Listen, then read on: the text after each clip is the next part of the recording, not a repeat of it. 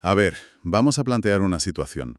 Si una aplicación del tiempo del teléfono móvil se equivocara sistemáticamente todos los días, prediciendo tormentas horribles cuando hace un sol de justicia, yo creo que duraría 5 minutos instalada. Ya, la borraríamos sin pensarlo. Claro, la borraríamos al instante. Porque exigimos una precisión milimétrica en la meteorología, en la ingeniería o en la medicina. O sea, si un hueso está roto, la radiografía muestra una línea blanca, la médica te la señala y el diagnóstico es binario. ¿Está roto o no está roto? Exacto, es indiscutible. Hay una certeza visual y científica. Pero fíjate lo que pasa cuando cruzamos la frontera hacia el mundo de la economía global, de las finanzas o la geopolítica. De repente parece que esa máquina de rayos X empieza a hacer aguas por todas partes. Totalmente. Y lo verdaderamente asombroso de todo esto no es que la máquina esté rota. Lo asombroso es que la sociedad, a día de hoy, sigue pagando millones a un ejército absoluto de analistas, consultoras y gurús con traje y corbata para que miren una radiografía borrosa y nos aseguren con una convicción apabullante que saben exactamente lo que va a pasar el año que viene. Es que es una industria multimillonaria montada sobre castillos en el aire. Tal cual. Por eso hoy vamos a hacer una inmersión a fondo en los capítulos centrales de una obra que dinamita este chiringuito, por así decirlo. Hablamos de El Cisne Negro, de Nassim Nicolás Taleb, y tenemos sobre la mesa los estudios empíricos para desarmar esta industria de la predicción y responder a la gran pregunta. ¿Tienen estos expertos una habilidad real o nos están vendiendo una ilusión carísimo para calmar nuestra ansiedad ante lo desconocido? Pues para entender cómo esa ilusión se mantiene en pie, primero hay que mirar hacia adentro. Antes de juzgar a los analistas de bolsa que vemos en la tele a diario, tenemos que entender un fallo estructural en nuestra propia mente. El texto lo define como arrogancia epistémica. Vale, vamos a desglosar esto porque el término arrogancia epistémica suena, no sé, muy elegante para un congreso universitario, pero me da la sensación de que sus consecuencias en la calle son devastadoras. Lo son. Básicamente es una incapacidad casi biológica, te diría, para medir de forma realista qué es lo que sabemos y, lo que es infinitamente más peligroso, qué es lo que ignoramos. Lo fascinante de esto es que el problema no es la falta de habilidades de la gente, sino la incapacidad para admitir la incertidumbre. O sea que la mente no sabe medir lo que ignora. ¿Cómo se ve esto en la práctica? A ver, se ilustra súper bien con un experimento clásico que menciona el libro. Imagina que yo te pido a ti que estimes un dato histórico que desconoces por completo. Vale, dispara. Pues, por ejemplo, el número de amantes que tuvo Catalina la Grande o la longitud exacta del río Amazonas en metros.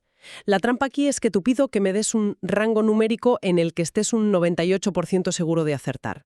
Ostras, pues la pura lógica dicta que si doy un rango lo suficientemente amplio, mi tasa de error debería ser solo de ese 2% restante. Claro, Es decir, si me pides estimar la longitud de un río que no conozco y quiero asegurar el tiro, pues digo, no sé, entre 0 y 10 millones de kilómetros. Hay acierto seguro. Quedaré como un ignorante, pero técnicamente habré acertado. exacto. Pero el ser humano odia hacer eso. Odiamos parecer ignorantes. Así que lo que ocurre en la realidad es que comprimimos drásticamente el rango de lo posible para parecer precisos. La gente dice, bueno, el río medirá entre 3.000 y 4.000 kilómetros. Ya, para parecer que controlamos el tema. Eso es. Al comprimir el espacio de lo desconocido, nos sentimos seguros. Pero ¿cuál es el resultado empírico? Que la tasa de error no es del 2%. Suele dispararse a un alarmante 15 o incluso 30%. Madre mía. Comprimir la incertidumbre nos reconforta, sí, pero nos hace equivocarnos muchísimo más. Es que es fascinante. O sea, preferimos parecer precisos y estar totalmente equivocados antes que ser vagos y tener razón. Pero, un momento. Entiendo que una persona normal cometa este error en un experimento sobre historia. Claro, es lógico. Pero aquí estamos hablando de profesionales, de gente que cobra por analizar datos en Wall Street o en think tanks. Seguramente, si a un experto le proporcionas un volumen masivo de información sobre su sector, esa arrogancia epistémica se diluye y su precisión mejora muchísimo, ¿no? Esa es la intuición que todos tenemos. Pero los datos demuestran exactamente lo contrario. Y es peor de lo que imaginas. El libro cita estudios demoledores sobre esto. A ver, cuéntame. Por ejemplo, el del psicólogo Paul Slovic con corredores de apuestas de caballos, o el de Stuart Oskamp con psicólogos clínicos. Lo que descubrieron al darles cada vez más información empírica a estos profesionales es que la precisión de sus predicciones no mejoró en absoluto, se quedó plana. Espera, frena un momento. ¿Me estás diciendo que tener más datos te hace peor o al menos no te hace mejor en tu trabajo? En la precisión de tus pronósticos no te hace mejor. Pero, y aquí viene el problema, lo que sí se disparó de forma brutal fue la confianza en sus propias predicciones. Vaya tela. Pero esto va contra el sentido común. Si yo voy a comprar una casa, cuantos más datos tenga sobre la hipoteca, el barrio, los tipos de interés, pues tomaré una decisión más acertada. Funciona así porque el cerebro es una máquina de buscar patrones. Cuando a un experto le das una montaña de datos nuevos, no suele usarlos para reevaluar su postura de forma objetiva. Ah, claro, el sesgo de confirmación. Exactamente. El cerebro filtra y selecciona únicamente la información que encaja con la teoría que el experto ya traía de casa. Los datos adicionales no le dan más sabiduría, actúan como un esteroide para su ego. ¡Qué peligro! Se vuelve ciego a las alternativas. Pero ahora está armado con unos gráficos complejísimos que le hacen sentirse invencible. La información adicional, en entornos complejos, a menudo es literalmente tóxica. Madre mía. Entonces, si conectamos esto con la economía a gran escala, confiar en esos pronósticos a 10 años vista de los economistas estrellas sabiendo que su confianza está inflada por toneladas de datos inútiles, ¿no es exactamente igual a subir a un autobús escolar sabiendo que el conductor lleva los ojos vendados? Es una analogía perfecta, tal cual. Pero a ver, si la información no les ayuda y la arrogancia los ciega, tiene que haber un punto en el que la realidad choque contra ellos. Alguien tiene que haber revisado la hemeroteca para ver si estos trajes vacíos aciertan alguna vez en la vida. Y vaya si alguien lo hizo. Aquí es donde entra la munición empírica más pesada de todo este análisis, el monumental estudio del psicólogo Philip Tetlock. Ah, sí, este estudio es mítico. Es que le dedicó 20 años. Siguió la pista a unos 300 expertos, economistas, politólogos, estrategas. Les hizo formular más de 27.000 predicciones concretas a lo largo del tiempo. Nada de vaguedades, ¿no? Nada. Tenían que asignar probabilidades exactas a eventos futuros, a 1 año, a 5 años, y luego Tetlock se sentó pacientemente a esperar para medir los resultados empíricos. Aquí es donde se pone realmente interesante la cosa. El suspense es insoportable. ¿Cuál fue el veredicto después de 2 décadas poniendo a prueba esta élite intelectual? Un desastre absoluto para la industria. Tetlock demostró que estos expertos, gente con credenciales de las mejores universidades, no predecían el futuro mejor que un algoritmo súper básico que simplemente asumirá que el año que viene será igual que este. O, como dice el propio autor con esa ironía que le caracteriza, no predecían mejor que un taxista al azar que parece en la calle. Tal cual. Pero hay un hallazgo en ese estudio que es todavía más impactante. Resulta que existía una correlación inversa entre la fama mediática del experto y su nivel de precisión. Espera. ¿Me estás diciendo que cuanto más salía un analista en televisión, peores eran sus predicciones? Eso es. Los más seguros de sí mismos y los más mediáticos predecían muchísimo peor que los que dudaban. El sistema de los medios prefiere a los que están equivocados, pero hablan con una confianza absoluta, antes a los que tienen razón, pero admiten la incertidumbre. ¡Qué barbaridad! O sea, el sistema premia al que más se equivoca. Y aquí te lanzo una pregunta obligada. Si el historial de esta gente es empíricamente un desastre, ¿cómo es que no sufren crisis nerviosas? Si yo fracaso a diario en mi trabajo de forma tan estrepitosa, me hundo. ¿Cómo pueden mirarse al espejo y seguir yendo a pontificar a los platos? Porque la evolución no nos diseñó para entender la estadística, nos diseñó para la supervivencia. Y ahí entra el mecanismo de la falacia narrativa. A ver, explícame eso. Nuestro cerebro necesita desesperadamente encontrar relaciones de causa y efecto. Necesitamos inventar historias, porque un mundo puramente aleatorio e impredecible es demasiado aterrador. Así que estos profesionales han desarrollado un mecanismo de defensa increíble. Cuando fallan, jamás admiten que su modelo del mundo no sirve para nada. Ya, la culpa nunca es de su modelo matemático precioso. Nunca. En su lugar, construyen una historia posteriori. Utilizan excusas súper elaboradas. Dicen, casi tenía razón, solo me equivoqué en el calendario. O sacan el comodín definitivo de fue un evento exógeno. Ah, el famoso cisne negro, impredecible, arruinó mi cálculo perfecto, que por lo demás era impecable. Exacto. La falacia narrativa les permite tejer un cuento que protege su autoestima y les salva del terror de admitir que están caminando completamente a ciegas. Es como el que pierde una partida de ajedrez y dice que la culpa es de la silla, que estaba coja. Es un mecanismo de protección del ego, sí. Vale, pero Si estos analistas estrellas son tan desastrosos, ¿hay alguien que sí acierte? ¿O estamos todos tirando dardos con los ojos vendados? Porque el propio Tetlock, basándose en el filósofo Isaiah Berlin, nos da una división fascinante para entender esto: los zorros y los erizos. Sí, esa es una de las distinciones más útiles de todo el libro. El erizo representa al pensador que sabe una gran cosa. Tienen una teoría unificadora gigante. Ya sea el libre mercado o el marxismo o lo que sea. Exacto. Todo lo que observan lo encajan a martillazos dentro de esa teoría. Hablan con certeza absoluta, nunca dudan, tienen una explicación para todo. Por eso son los reyes de la tele. Pero, como vimos en los datos, son los peores prediciendo. Y en la otra esquina tenemos a los zorros, que saben muchas cosas pequeñas. Eso es. Los zorros desconfían de las grandes teorías. Son profundamente autocríticos, cambian de opinión sin problema cuando los datos cambian y, lo más importante, no tienen miedo a decir no lo sé. Claro, pero imagina la escena. Programa de máxima audiencia, le preguntan al zorro qué va a pasar con los tipos de interés y responde, pues mire, es un sistema muy complejo y no lo sé. A ese no le vuelven a llamar. Ese hombre no vuelve a pisar un plató en su vida, pero la ironía es que los zorros predicen el futuro mucho mejor que los erizos. Si conectamos esto con la perspectiva general del libro, el pedigo de fondo es que vivimos en un entorno que Taleb llama extremistán, pero escuchamos a erizos que usan herramientas de mediocristán. Pausa ahí, porque esos dos términos suenan a países inventados y necesitamos bajarlos a la tierra. ¿Cuál es la mecánica exacta que separa a mediocristán de extremistán? La diferencia está en cómo se comporta el azar y el impacto de los eventos extremos.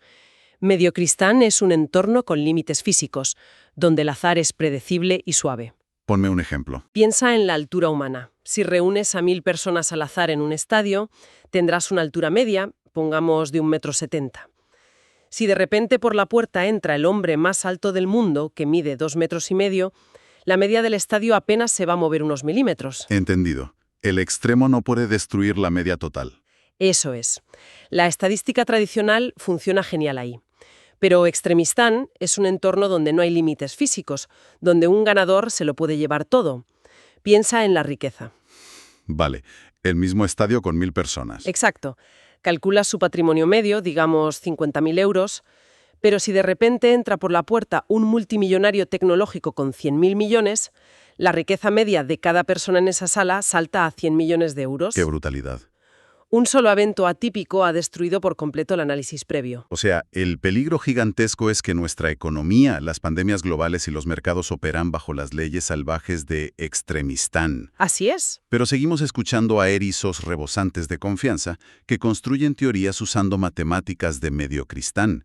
Es un suicidio analítico. Y toda esta dependencia de teorías rígidas nos lleva a la trampa intelectual más letal del libro, la falacia lúdica. ¡Ay, la falacia lúdica! Esto es clave. Es que para explicarla, el autor plantea un duelo intelectual espectacular en el capítulo 9, el Dr. John contra Fat Tony. Háblame de estos dos, porque es buenísimo. Es un experimento mental genial. Por un lado tenemos al Dr. John. Es el arquetipo del nerd académico. Formal, educado, siempre piensa de manera estructurada usando modelos matemáticos y estadística clásica. El que saca sobresaliente en todo, ese mismo. Y por otro lado tenemos a Fat Tony.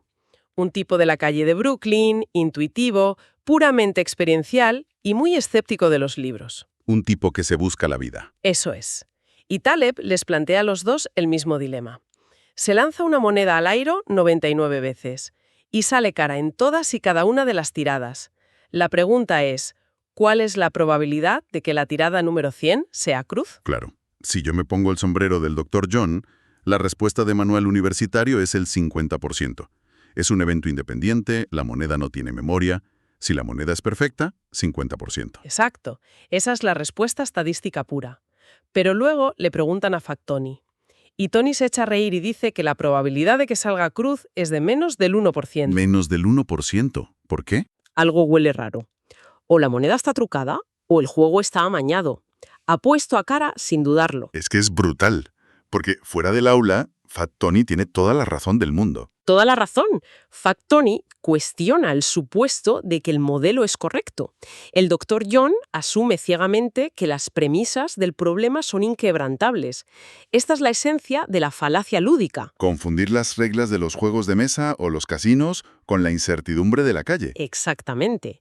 Creer que la incertidumbre de la vida real, donde las reglas cambian y hay variables ocultas, se parece al azar esterilizado de un casino, donde conoces todas las probabilidades. Hay un paralelismo con los gimnasios que me encanta. La falacia lúdica es como ver a alguien en el gimnasio levantando 100 kilos en una máquina guiada súper sofisticada. Desarrolla unos músculos enormes en un ambiente súper controlado. Sí. Pero luego le pides a esa misma persona que levante una piedra irregular y pesada en medio del barro bajo la lluvia y se rompe la espalda al primer intento.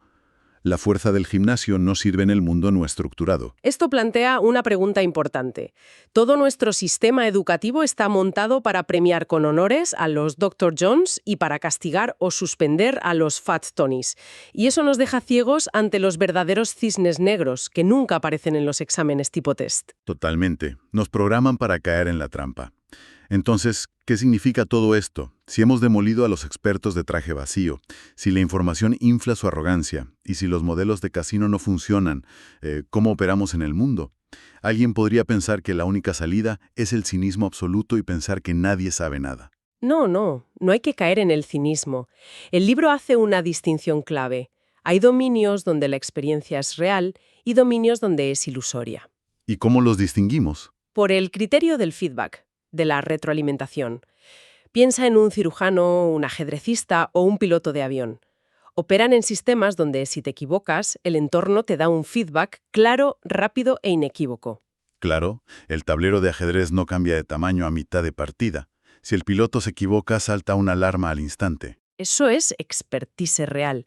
Pero luego están las disciplinas de cosas que se mueven, como las llama el autor. La economía, la geopolítica. El feedback ahí es súper difuso o llega a muy largo plazo. Un analista se equivoca hoy y las consecuencias se ven 5 años después, cuando ya le puede echar la culpa a cualquier otra cosa. Ahí la experiencia es ilusoria. Vale, entonces, como regla práctica, la próxima vez que escuchemos a un experto, ¿qué debemos hacer? Lo que propone el autor es valorar profundamente la epistemocracia, un sistema que premia a quienes suspenden el juicio y dicen «no lo sé».